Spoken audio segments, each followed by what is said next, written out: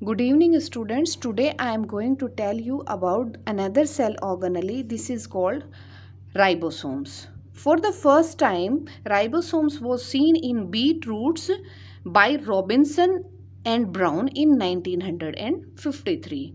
Later by Palladay in 1955 in animal cells, and he was awarded by Nobel Prize. जो पैलाडे थे, क्योंकि इन्होंने animal cell में इनको ऑब्जर्व किया था, इसलिए उनको नोबेल प्राइज़ दिया गया था इसके लिए। अब जो राइबोसोम्स हैं, राइबोसोम्स दो तरह के होते हैं। There are two kinds of ribosomes, one is 70S ribosomes and another is 80S type of ribosomes. अब ये कहाँ पाए जाते हैं, इनकी अकरेंस की अगर हम बात करें, ribosomes are found in chloroplast, mitochondria, nucleus, nucleolus and endoplasmic reticulum. अब यहाँ क्योंकि कैटेगरी दो है, 70S और 80S, तो 70S कहाँ पाया जाता है और 80S कहाँ पाया जाता है? 70S type of ribosome is found in the bacterial cell, mitochondria and chloroplast, whereas 80S type of ribosome is found in eukaryotic cell. The example of the eukaryotic cell is plant cell and animal cell. It means it is found in the both cells. यानी कि prokaryotic cell के को छोड़कर बाकी eukaryotic cell के अंदर ये पाया जाता है।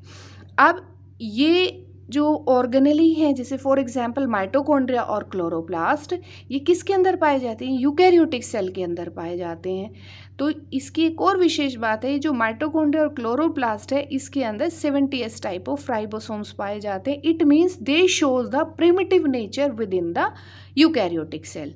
यूकैरियोटिक सेल के भीतर सेल ऑर्गेनेली प्रिमिटिव नेचर को शो करेंगे। This is very important point note, जो मैं आपको बता रही हूँ, ये ध्यान रखिएगा। अब यहाँ S से मतलब क्या है? ये जो लिखा है ना 70S और 80S, what is the meaning of S? S means sedimentation coefficient. When we centralise और सेंट्रीफ्यूज द सेल, जब हम सेल को इस तरह से रोटेट करते हैं, घुमाते हैं, घुमाने के बाद में जो राइबोसोम्स हैं, राइबोसोम्स जिस पॉइंट पर जाकर सेटल होते हैं, जिस मार्केशन पर जाकर सेटल होता है, वो 70S है, और जो दूसरे वाला है ये 80S पर जाकर सेटल डाउन कर जाता है, इसलिए इसको 80S बोलते हैं और इसको 70S।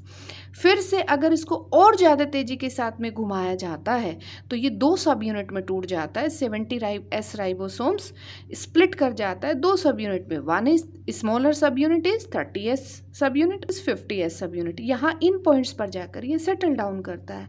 In the same pattern अगर हम 80S राइबोसोम की बात करें तो 80S राइबोसोम्स का जो स्मॉलर पोर्शन है वो सेटल डाउन करता है 40S पर, और जो बिगर वाला जो सब यूनिट है वो सेटल डाउन करता है 60S सब यूनिट पर। अब यहाँ लेंथ की बात करते हैं।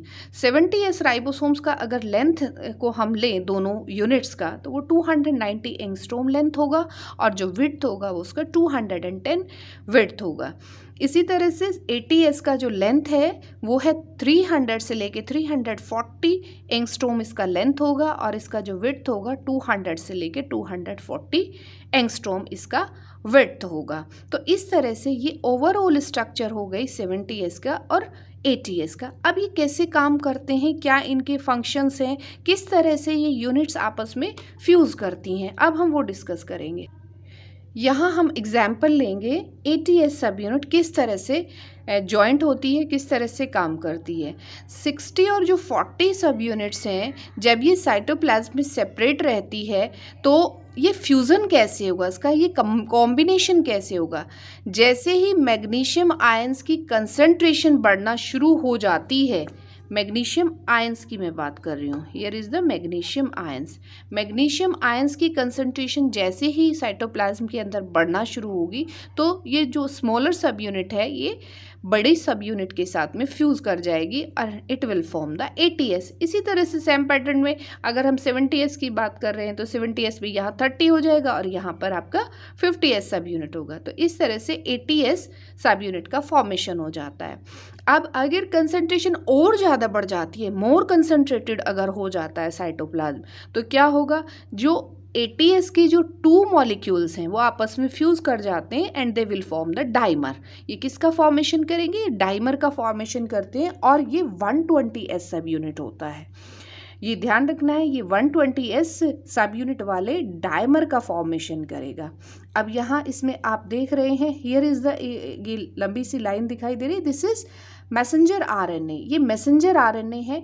मैसेंजर आरएनए के ऊपर ये छोटा सब यूनिट और बड़ा सब यूनिट जब फ्यूज़ कर जाता है और एक चेन का फॉर्मेशन करता है, दिस इज़ कॉल्ड पॉलीसोम्स। इसको हम पॉलीसोम्स कहते हैं, या इसका सेकंड नाम इर्गोसोम भी ये कहलाता है। It will take part in the protein synthesis. ये प्रोटीन सिंथेसिस में फॉर्मेशन में पार्टिसिपेट करेगा। कैसे पार्टिसिपेट करेगा इसको हम डिस्कस करेंगे बाद की वीडियो में। देखना है, ये 120s सब यूनिट वाले डायमर का फॉर्मेशन करेगा। अब यहाँ इसमें आप देख रहे हैं, हियर इज़ द, ये लंबी सी लाइन दिखाई दे रही है, दिस इज़ मैसेंजर आरएनए। ये मैसेंजर आरएनए है।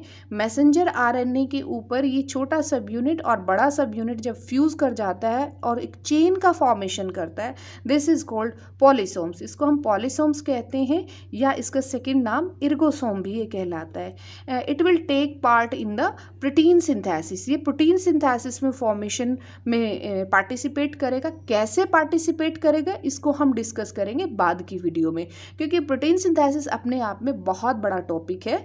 We will discuss in later video.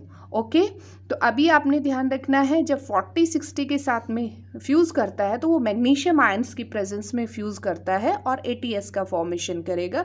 और जब maximum number of magnesium ions होंगे तो वो किसका फॉर्मेशन करेगा, this will form the dimer. Dimer का फॉर्मेशन करेगा। तो ये सब यूनिट्स, राइबोसोम्स, डायमर, और ये इधर मैसेंजर आरएनए के साथ में जब फ्यूज़न होगा राइबोसोम्स का तो ये पॉलीसोम्स का या इर्गोसोम्स का फॉर्मेशन करेगा। It means we can say 2 सब यूनिट्स ऑफ राइबोसोम्स हो गया इधर, और ये सेकेंड नंबर पे कंप्लीट राइबोसोम का formation, and here is the third 1 dimer, and number third is the polyribosome.